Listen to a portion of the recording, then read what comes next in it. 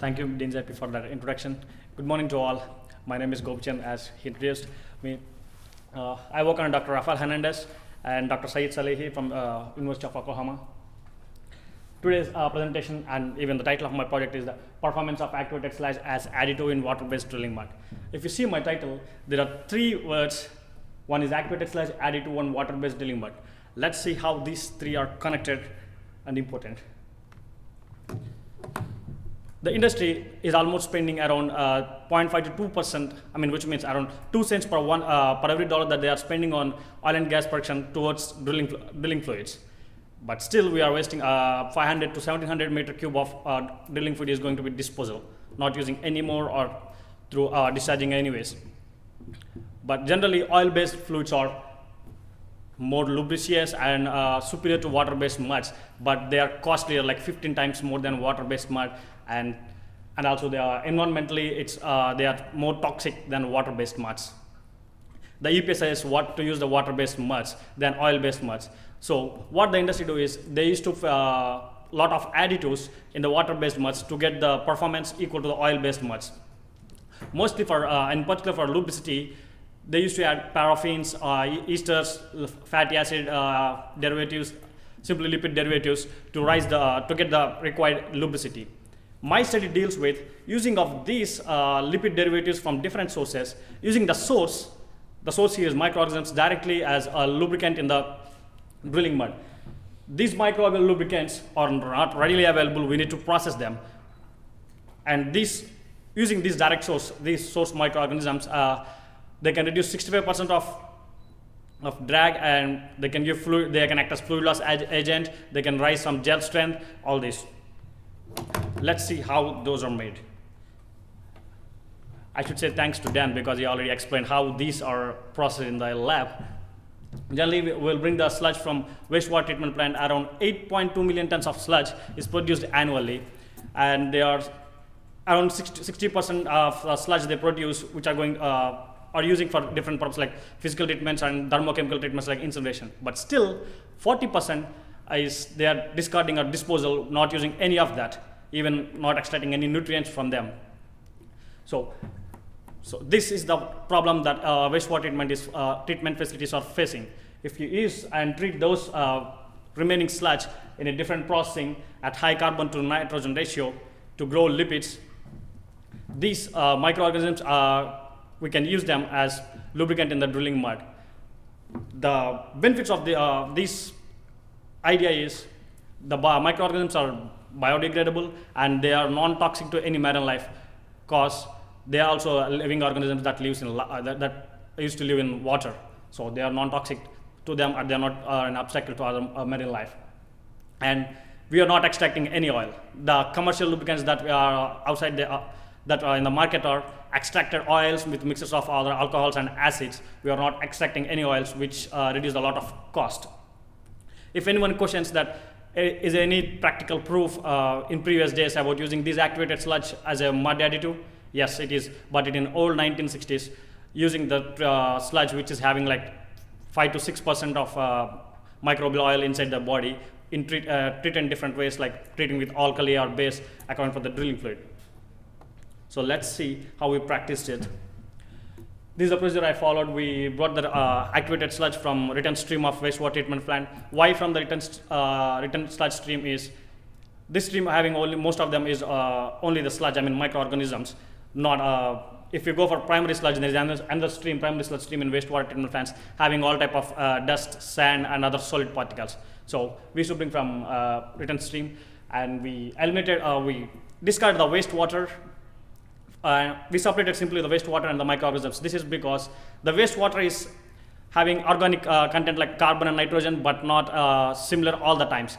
So to process them separately, to make we prepared synthetic wastewater with pure chemicals, and we processed for 7 days at high carbon to nitrogen ratio. The carbon source I used glucose. Actually, this is the technique. I haven't introduced any technique here. This is the old technique I followed to get that microorganisms having high lipid content. After that, we prepared two types of mud. The mud composition here is just water and bentonite, and the other mud is water, bentonite, and barite.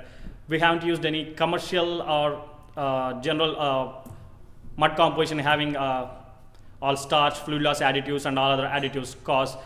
This research is at preliminary stage using activated sludge. So we want to see how it's going to perform with the basic compounds like bentonite and barite used to be in the mud. So the first one is lubricity. This is our targeted property when we started this research because of the high lipid, the lipid content or the fatty oil content in the microorganisms.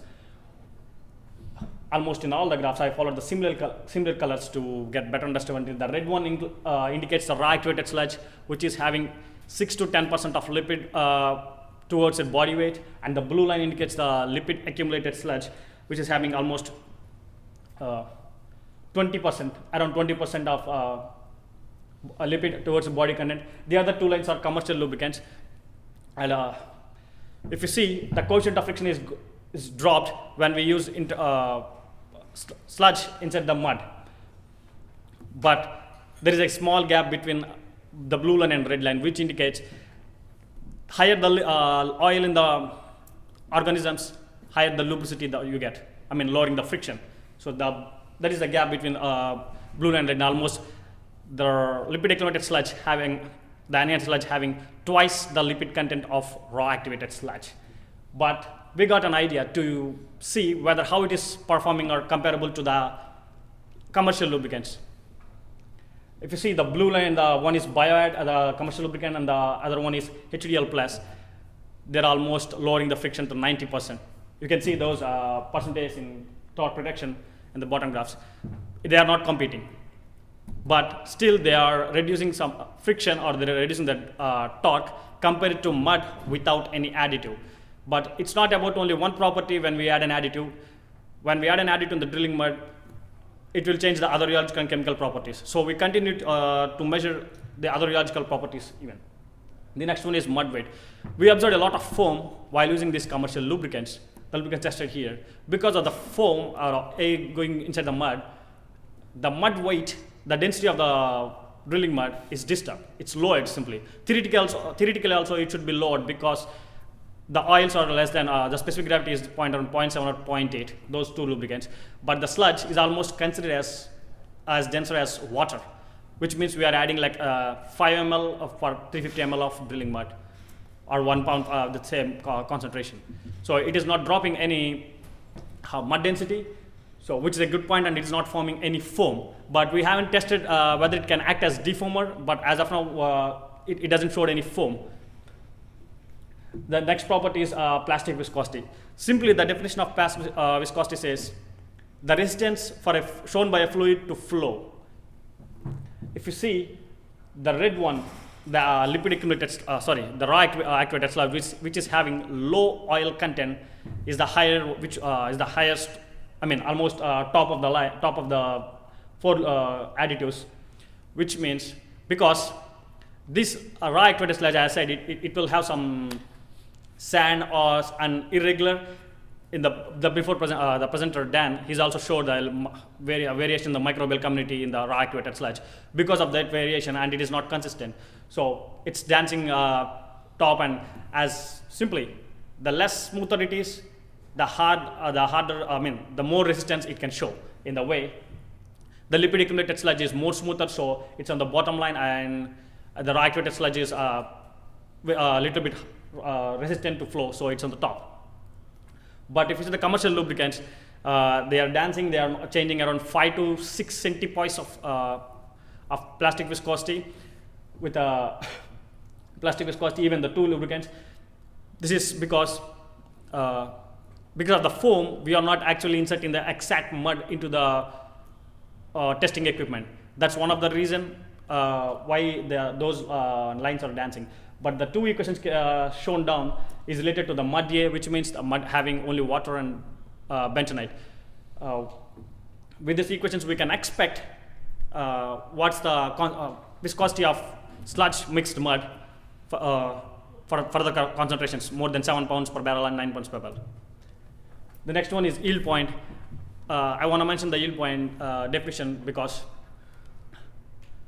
many of the people think the yield point and the gel strength are the same.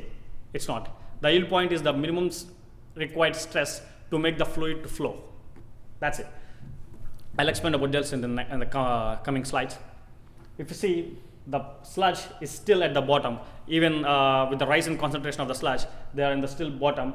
But the HDL plus having some reactivity with the barite mud, acting as a yield point additive, we can say like that. But they get consistent after 5 and 7 pounds per barrel.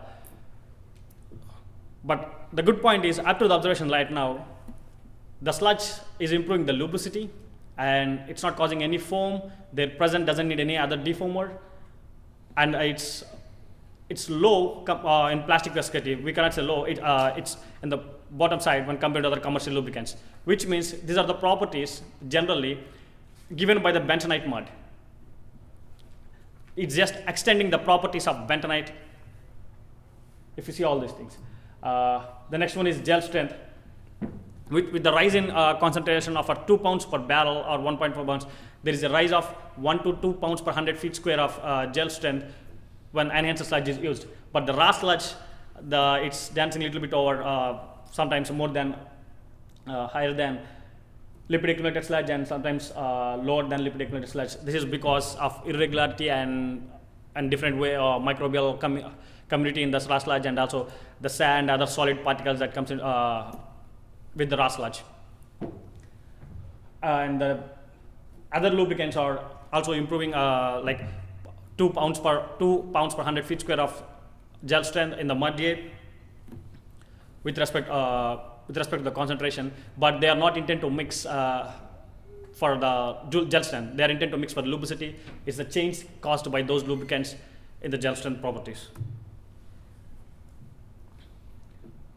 Here, this for mud B, similar study is similar pattern is followed here by the sludge and the commercial lubricants. But as I said, there is a reactivity between one of the commercial lubricants, bioadd, with the barite mud, the weighing agent. So it's showing like little bit more, not it's showing the highest gel strength and highest yield point in the mud B, as I showed in the yield point also. The HDL plus is the one.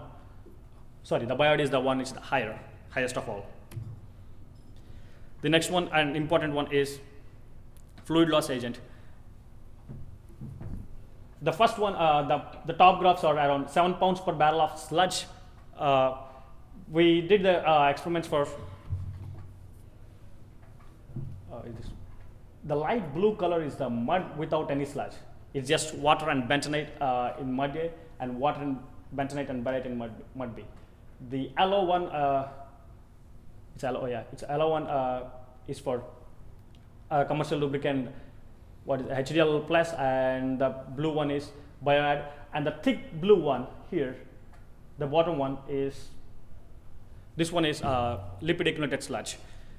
What we observe when we are doing this testing is the lipid accumulated sludge is reducing the permeability of the mud cake formed, which is not allowing the good filtration, which means it's preventing the fluid loss or the filtration through that, so which is a good favor for mud, drilling mud. But the other one, like commercial lubricants, they are, instead of preventing the filtration, they are promoting the filtration, which is a negative effect on the drilling mud. After that, we continue to see increasing of the sludge and the filtration. With the rise of concentration, the sludge is preventing the filtration. At 7 pounds per barrel, it gives 25 or 26% of preventing the filtration. But the HCl plus, a commercial one, is almost promoting the fluid loss up to 34%. Even another one, bioadd, is preventing, but there is since a 8% gap, 8 to 10% of gap between lipid sludge and bioadd, which means the commercial lubricants simply need an assistance of another fluid loss agent in the drilling mud, but the sludge doesn't need, and it's even acting as fluid loss preventing agent. This is for high temperature and high temperature, high pressure. The one more point I want to mention is the sludge is, when we introduced in the mud, is still alive. They are not dead, but they cannot. We assume that they cannot improve their rise their concentration because they don't have any food in the mud.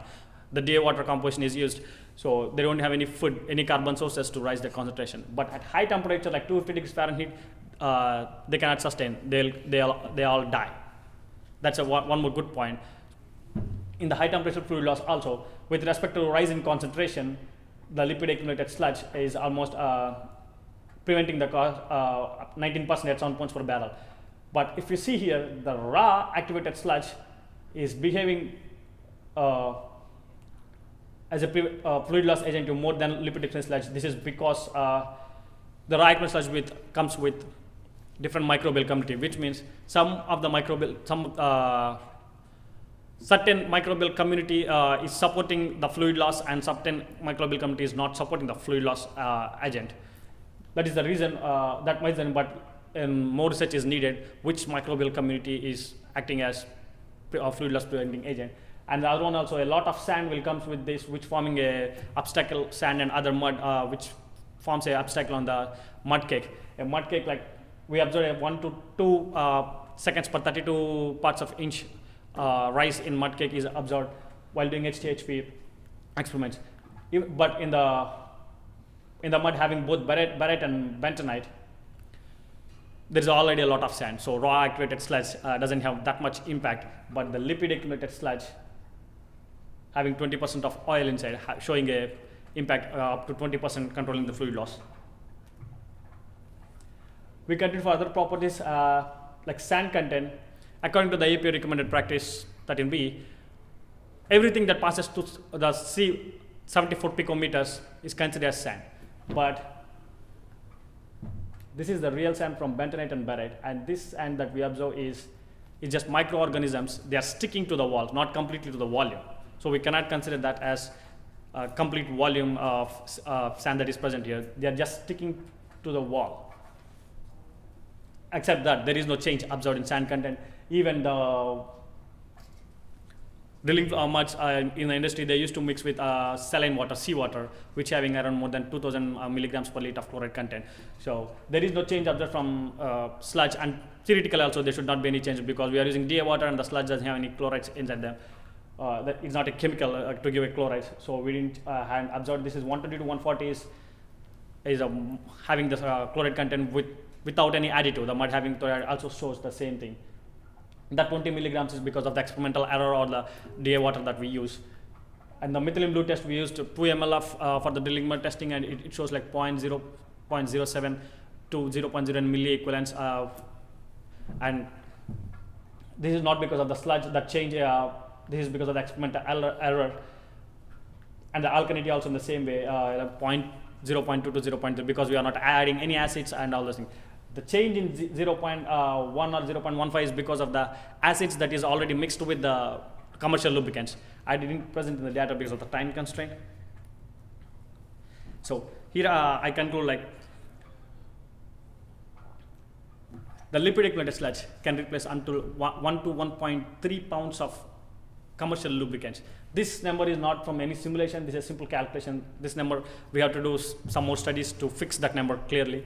But their presence in the mud can control fluid loss up to 26%, and at the same time, no additive is required for controlling for managing the mud weight, or no deformer is required, and they're chemically inactive, and they need to be killed so that they won't rise the concentration. Even though they are alive, they don't have any food, so they will die probably after 24 hours. And also it's showing like 10% of API and 20% to fluid loss, even the presence of heavy mud weight, like presence of barite at heavy mud weight, like 11 pounds per gallon. So this is our final output line. Using the waste and processing separately to get the lipid accumulated microorganisms, and using in the mud pits for the drilling, which lubricating the bit and reducing the fluid loss, non-toxic, and at least the more frictional reducing.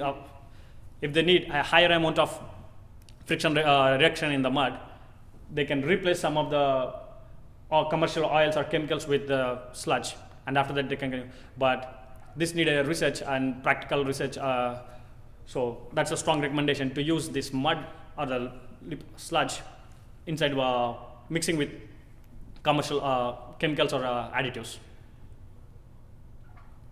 So I need to thank Nicholas, Garrett, and Mariana, the undergrads who helped me while doing this research, and Dr. Saeed, Dr. Ram, and Dr. Rafael Hernandez are the advisors for me, and Dan is a friend and superior for this research than me.